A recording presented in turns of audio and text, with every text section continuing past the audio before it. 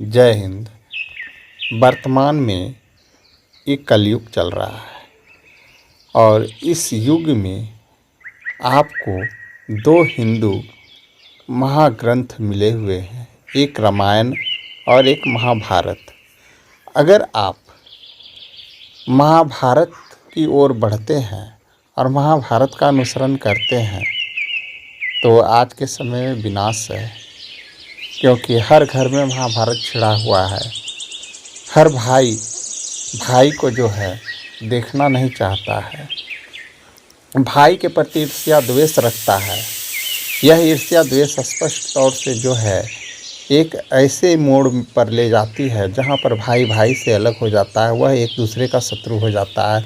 यानी महाभारत तो आपके घर में ही है। छिपा हुआ क्या है? तो रामायण जो हम लोगों को दिखाई नहीं देता है और हम लोग उसको दबा करके रखे हुए हैं। हम लोगों को रामायण को बाहर निकालना चाहिए और श्री रामचंद्र जी के जैसे एक आदर्श भाई का प्रतीक बनना चाहिए, जो त्याग का जो है प्रतीक है।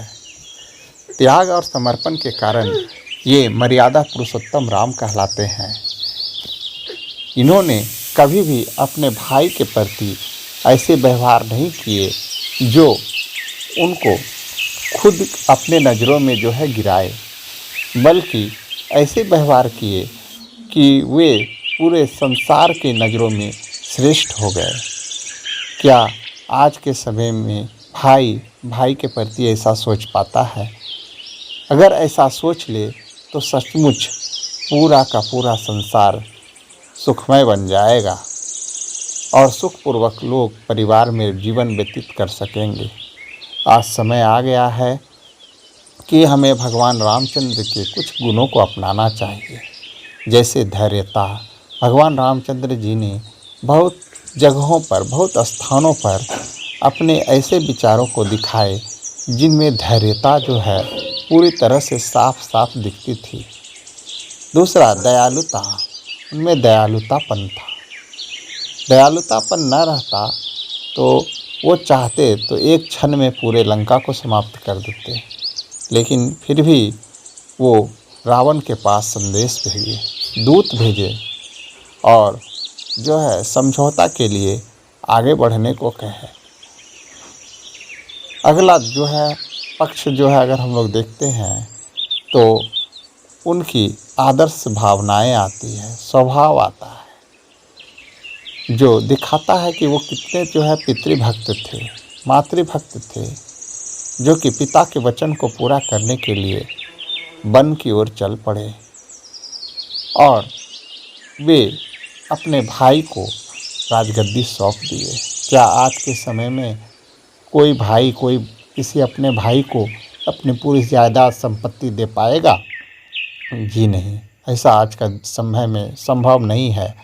इसलिए तो जो है अगर आप सोच कर देखिएगा तो आपको आज के समय में महाभारत हर किसी के पास मिलेगा, लेकिन रामायण किसी के पास नहीं मिलेगा। अगर रामायण मिल जाएगा तो यह संसार सुखमय हो जाएगा।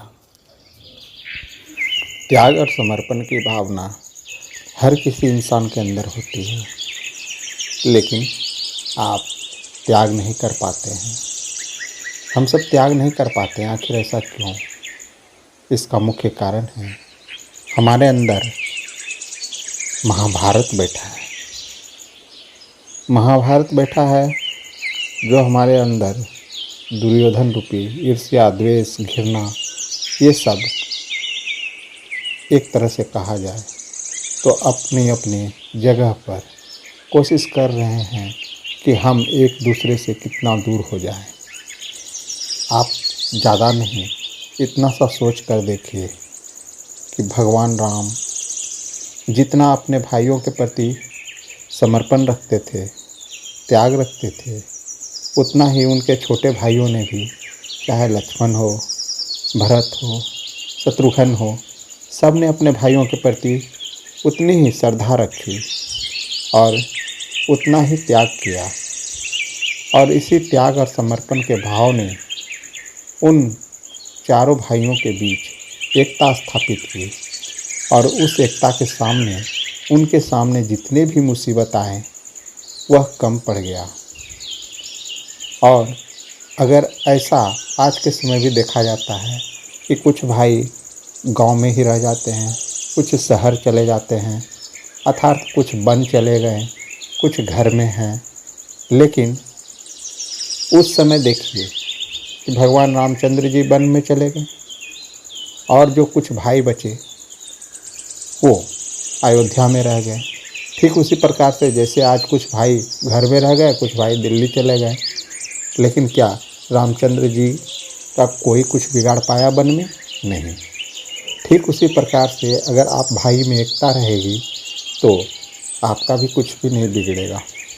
चाहे आप कहीं भी चले जाइए, किसी भी स्थान पर चले जाइए, लेकिन केवल भाइयों में एकता होनी चाहिए। भाई आपस में एक दूसरे के प्रति समर्पण और त्याग का भावना रखें। समर्पण और त्याग की भावना एक दूसरे को मजबूत बनाएगी और इसी भावना के कारण हर भाई एक दूसरे से जुड़ा हुआ रहेगा। अब हम लोग बात करते हैं अपने भारत की। ये तो परिवार की बात हुई, अब भारत की बात करते हैं। देखिए, जिस प्रकार से हमारे रामायण में राजा दशरथ के 4 पुत्र थे, प्रभु राम, लक्ष्मण, भरत, शत्रुघ्न, उसी प्रकार से हमारे देश में 4 लोग निवास करते हैं, हिंदू, मुस्लिम, सिख, ईसाई। ठीक। और जैसे उन लोग चारों में एकता थी, तो रामायण हमें बताता है कि हमें भी इन चारों संप्रदायों, चारों धर्मों के बीच एकता होनी चाहिए, जैसे प्रभु रामचंद्र के चारों भाइयों में थी। तो जिस प्रकार से रावण का भी वो विनाश कर सके और जो है अयोध्या को एक जो है उत्तम राज्य बना सके, उसी तरह से अगर हम लोग जो है हिंदू, मुस्लिम, सिख, ईसाई यानी राम, लक्ष्मण, भरत, शत्रुघ्न सब मिलजुल करके रहेंगे तो हम लोग भी भारत को एक दिन वही रामचंद्र जी का अयोध्या बना देंगे और जो है यहाँ पर एक राष्ट्रीय एकता दिखाई देगी, जो सरदार वल्लभ भाई पटेल की जयंती पर हम लोग एकता दिवस के रूप में मनाएंगे। यही है एकता का मूल संदेश। जय हिंद।